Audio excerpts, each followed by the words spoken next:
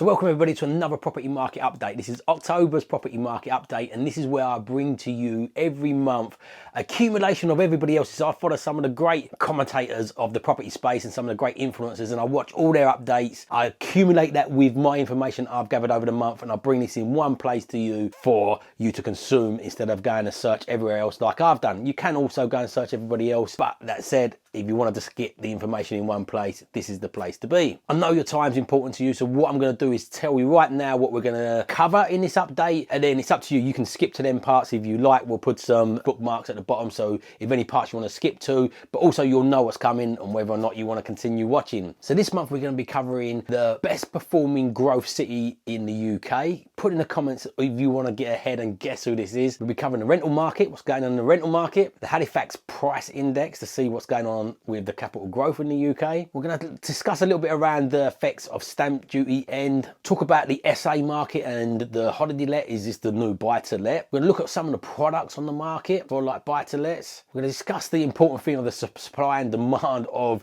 how many properties is in supply at the moment. We're also going to discuss inflation, and we're also going to have a little predictions from me and my thoughts on where the market's at. But before we get into that, I want to say a massive thank you to everybody who's supporting this page. Last month's update was the best video we've had. The algorithms on YouTube are so difficult to master and so difficult to get out there, and takes a lot of hard work. So I massively thank you for everybody that supported these videos and support the rest of my videos. If you're not already, please subscribe to the page. Please give it a like. Please comment below. It really does help these algorithms. My why is to live on my own terms. My mission is to help as many people live on their own terms, using property as a vehicle to do that. So the more you share this, the more we can help as many people live on their terms using property. So number one on the agenda today is the best growing city in the UK. According to Home Track report, is Liverpool. And equally important, the worst performing city in the UK is Aberdeen, but the worst performing in England is London again. So right at the bottom, London. We'll talk a little bit more about this on my thoughts, but surprise, surprise, it's been the north again. Manchester and Liverpool seem to be battling out for this top spot all the time, and this last month it's been Liverpool. So we can't talk about property growth without rental growth, and rental growth is the important part of building wealth through property. All the capital growth in the world does not materialize to nothing unless you actually sell the property. The thing that pays your bills is the cash flow. So let's look at some of the best performing rental locations in the UK, and let's see what's happening in the rentals sector. So there's an all-time record low on voids in the UK at the moment. That's down to 2 weeks, and a massive 30% down year on year since last year. So that's incredible. 2 weeks is the average void period in the UK. And the top performing rental locations is in the northwest. The cities are getting popular again,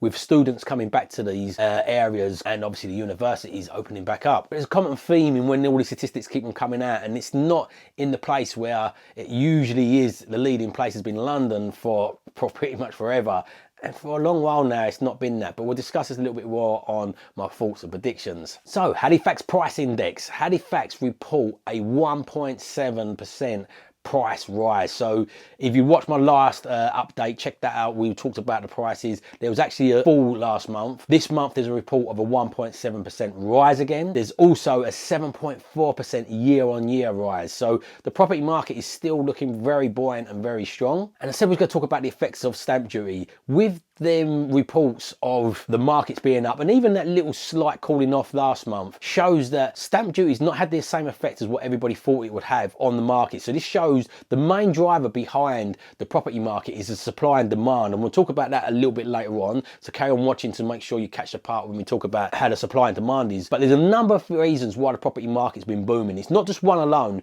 but one of the main factors is the supply and demand. Supply and demand of the amount of properties for sale, but also supply and demand of the lending. So this all accumulates together. If you watch my previous videos, I'm not going to keep on repeating what I'm saying. If you haven't watched those, kind of nah. If not, I'll quickly touch on it. Over the last year, it's not just stamp duty, it's been a combination of accidental savers, people not being able to go out or on holiday for the last year, so they've got more money. People wanting lifestyle moves and sizing up and more space. You've got people being able to work remotely, so they're moving out from the cities and acquiring more space.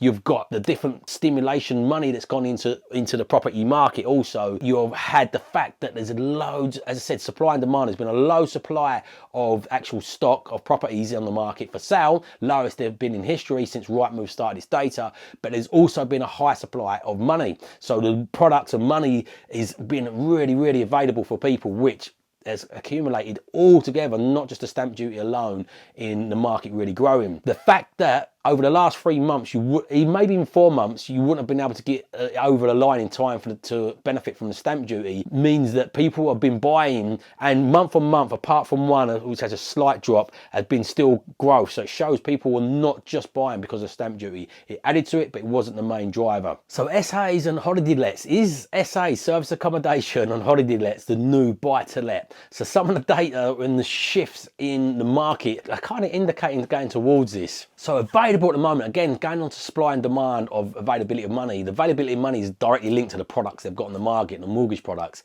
And there's 186 mortgage products on the market for the service accommodation, holiday let sector. That is up from 74 just a year ago. So it shows the appetite towards this, one for the banks, but also shows how many people are getting into this sector. But that said, there's always pros and cons of these things. Devon has reported a 70% drop in buy-to-let availability. So a lot of the landlords in Devon are shifting their buy-to-lets into service accommodation because of the booms there. The demand's there for it, and obviously the returns are a hell of a lot higher. But that in turn is having an impact on local renters and the local sort of economy. And then moving into that, I feel they're already talks with their council about regulating this, putting restrictions on there. Like the HMO, there wasn't loads of restrictions and loads of regulations on it. And when it got really popular, the government stepped in and local authorities stepped in with a lot more restrictions and regulations. One of the boroughs in London at the moment, licensing the individual rooms at over £500 per property. So I believe regulations coming, and that will inevitably call off some of the like opportunistic type investors and just leave the more serious ones at the back end. So there's pros and cons of it. More regulation comes in, there'll be more I's to dot, more T's to cross, and potentially some more cost involved, but also there'll be less competition. So they tend to even themselves out when these things happen. Again, we're talking about supply and demand. The supply of money at the moment is really fueling the market. So unlike when we went into uncertain times previously in the 07 crash, when we went into this pandemic and the uncertain times, the banks were sitting in a strong position. In the last crash, there was a subprime mortgage scandal, which the banks was collapsed and they run out of money basically, and they ate into their reserves. So at the moment they had a really strong reserves because of Brexit, and the government made them keep a bigger reserve, trying to learn lessons from the past. So the government stepped in and allowed them to go back into them reserves again and encouraged them to lend in the form of bounce back loans, C-bills, but also in the form of mortgage lending. So they've had a real appetite in this sector, and as the market's booming, more and more lenders are getting bigger and bigger appetite to this, and as a result you're seeing the products coming down and down. There've been subprime 1% mortgages available for your residential in the market, I think a month or a few months now.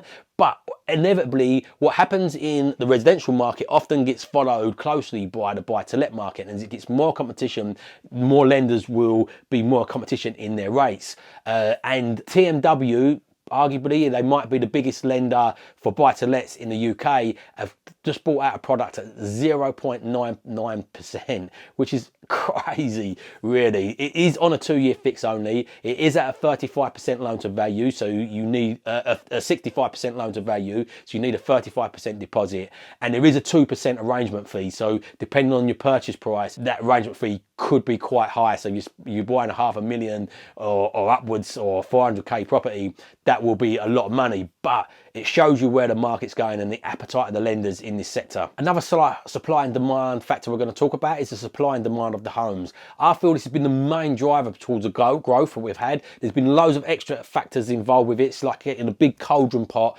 and putting in all these factors, mixing it together, which is accumulated into a recipe to grow the market rapidly. It's put the growth on steroids over the last year.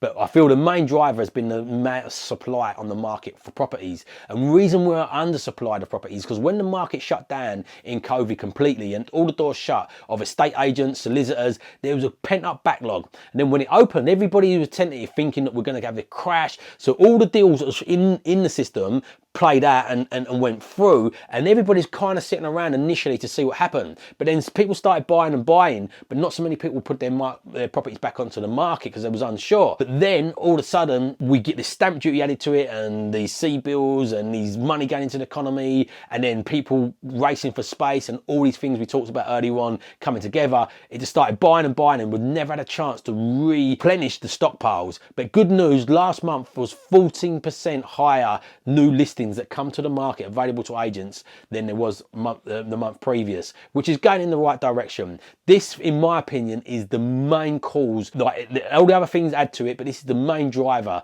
It don't take an economic whiz kid to know that if there's a high demand for something and a low supply, it forces prices up, and the supply of properties has just not been there. Record all-time lows.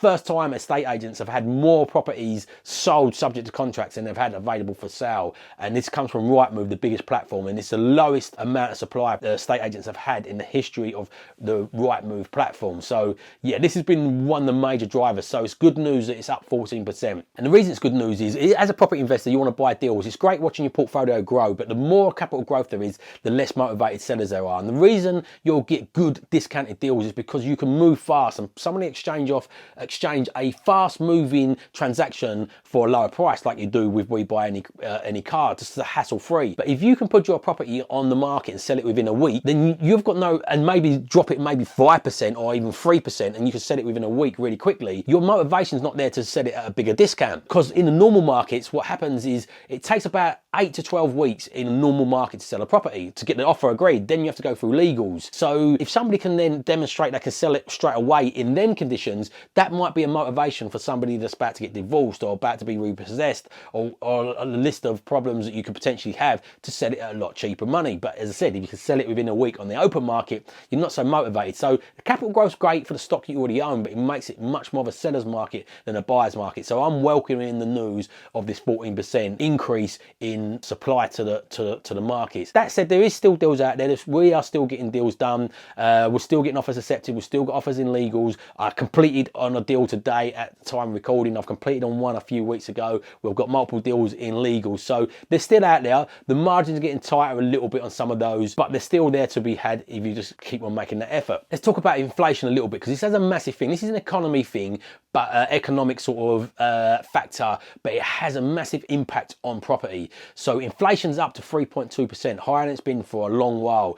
The average inflation target is 2%. So generally what happens in the economy is, when there's high inflation, interest rates rise to slow that inflation down. When there's low inflation, they lower interest rates to try and speed the inflation up, because inflation's all based on the buying and selling. And there's loads of factors that kicked into this economic factors, like jobs are all-time high confidence, the businesses are all-time high confidence, employment is back at a low pre-pandemic situations. We've got a shortage on lorry drivers. There's a massive impact happening now with Brexit. We can see that with the fuel crisis. We can see that now with the shelves in our supermarkets, and the supply lines are taking long to come through. You can see this on the supplies of materials, and it's driving prices up and it's driving inflation up. But there is a lot of deflationary factors going on in the background, but that is for another video. But keep an eye on inflation. If it goes too out of control, usually the method to combat this is by hiring interest to slow that down. When you hire interest, you've got to look at, basically, as property investors, what this means to us is make sure you stress test your deals that you're doing at the moment, that they can survive a higher interest rate rise, and you'll be okay. Invest for cash flow, not so much for like capital appreciation, or you do want a bit of margin in there to give you an asset price fluctuation. So if the prices drop, you've got a bit of margin to absorb that. But the cash flow is king. No matter how much your properties are worth on paper, no matter how much equity you add to it, unless you actually sell that and liquidate that, it don't pay for your mortgages, it don't pay for your fuel, if you can find any fuel, it don't pay for your living, your holidays. Cash flow does, and this is why property is a great vehicle, because it gives you a cash flow each month. It's great if the price goes up, and sometimes you can lend against that or you can sell it, but you only get that if you lend against it or sell it. So cash flow is king. So if you can still find deals with a good strong cash flow and some margin in there, don't buy. I wouldn't suggest buying at market value, just in case we get a slight correction, although I'll talk about that on my predictions in a minute. But that's my encouragement and my advice for you going forward. So now down to your favorite part, but if you've not already, please hit that subscribe button, please hit that bell icon. If you're enjoying this and you want as many people to live on their terms as possible, like I want as many people to, or you want to, and you want to share this out, let's please get that sharing, get this algorithm popping. It really, really helps. So my thoughts on the market, my predictions. Before I start this, I'm going to say a disclaimer. This is just my thoughts and predictions. None of us have got a magical crystal ball. None of us can see into the future. Warren Buffett says time in the market beats time in the market. So going back to what I was saying about a little while ago, get strong cash flowing assets that can suffer any rate rises and a little bit of asset price fluctuations. And if you're in the market long enough, you will beat the market. But timing it, nobody can. But my predictions, all the same, because it's just fun, are just predictions, but they're based on sort of what goes on in the market and my views around this. So when you look at the market at the moment, you can see a massive trend between north and south. It's always been, well, not always, if you look back over history, there wasn't so much this north-south divide when we was back in Industrial Revolution times. When America took over from the UK as the world leading superpower, there was this massive divide in the north, and we lost all the industry, all the steel, all the coal mines. When we shifted from coal also to oil being our main source of fuel, there was a big shift in all the economy just being based around London and the south, and the north got left behind massively. But in the last 6 years, as in the index early on we was talking about, well, in the price growth home tracker, the north has been a top performer for the last 5 or 6 years, and the powers of the north deal is pushing this towards this. So I predict that over the next decade, it's only prediction, but over the next decade, I still believe the top cities in the UK for capital growth are going to be in the north. Hence why I remote property invest, by the way. I thought I'd just get that in there. But also predict that London is still the same indicator of what the future holds. So London's always been in front, and whatever happens in London usually ripples out across the UK. London's stalled at the moment massively, especially central London. Some of the home counties around it, some of the greater London counties are doing okay, but it's largely stalled. And I believe this is a ripple effect. And the reason I believe it's stalled London is because of the price per earnings ratio. If you look at the average home buyer, it's gone up to 35 years old. So the average first time buyer is 35 years old, where it was much younger before. It's because of the affordability. But also, if you look at the baby boomers, there's a new trend towards the renters. Lots of baby boomers that own their home unencumbered are selling up their property, and what they're doing as a result, selling their property and putting their money back into renting, and then living off their money. So they're liquidating what they've built up over the years, and they're not passing down so much money to the younger generation. But that said, even when the younger generation gets passed down, so you look at London, most of London's growth happened from overseas investment. And again, another thing that Labour's proposing, even more restrictions on overseas buyers, but loads of restrictions are coming, 5% stamp duty, restrictions in London on how many properties you can buy in a block. Labour's talking about trying to push something for first time home buyers to have a front in front of any overseas buyers. So there's more and more restrictions coming in for overseas buyers, which affect London more than anywhere. Plus, there was a powerhouse of the North deal, which encouraged overseas buyers to invest in the North, to re-put that industry back up there and re-put the employment there, which is happening at the moment. But when you come back to London, because of the prices, the yields have got lower, the barrier to entry has got higher, the capital growth has gone lower, and they've been disincentivized with the taxes and all these things, not so much to invest in London. So that before this happened, this is one of the big drivers for the capital growth in London, alongside a lot of the driving factors in London and in the south in general, is people buy not based on their wages, they buy based on the equity growth that they got in their property. So like my friend, he bought a nearly £500,000 property because he bought a property 25 years ago for 70k. It got resold at 380, so he didn't have to have the wages to match to the purchase price of £500,000, because he's only topping his mortgage up by just around 100k. So that's still aligned with his wages, because if he tried buying that just on his wages alone and savings, he wouldn't have been able to do it. So this is happening a lot. But when you factor in, as people getting older, and this is happening and people are over leveraging, there's not as much equity going to keep on creating. So this is going to potentially create a ripple of slowdown in people being able to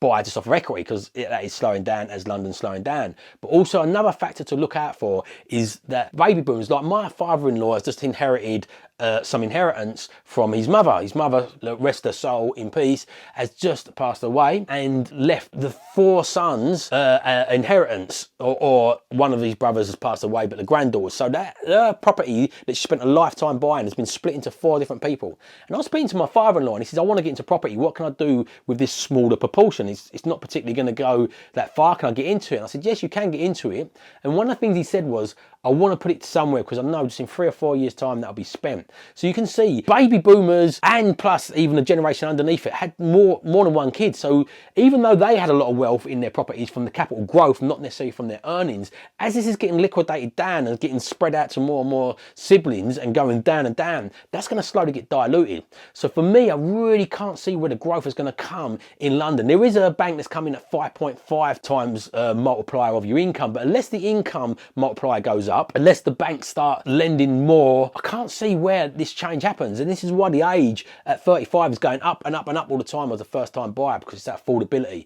I feel this is going to have a ripple effect across the UK. I think in the north it's not affected because the price per earnings ratio is still in a line, but eventually as that's going up, there's going to hit that cap as well, what's happened the same in London and as the surrounding counties.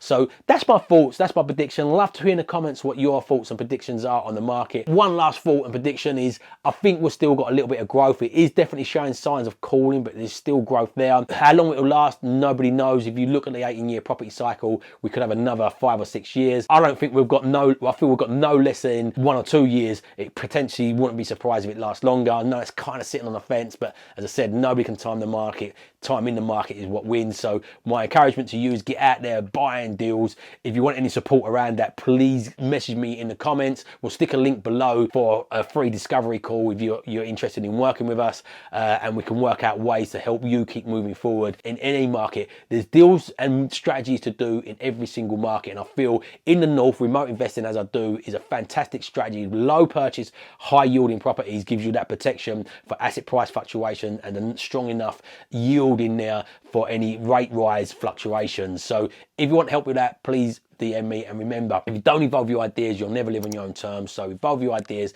live on your own terms. Smash that subscribe button if you haven't already. Hit that share button, hit that bell icon so you get notified, and have a fantastic day.